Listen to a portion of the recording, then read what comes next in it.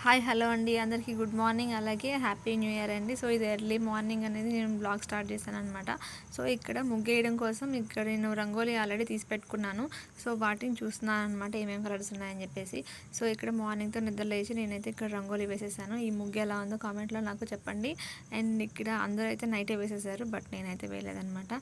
So ఫైనల్గా మేము ready అయ్యి టిఫిన్ చేసేసిన తర్వాత టెంపుల్కి అయితే వెళ్ళొచ్చేసాము.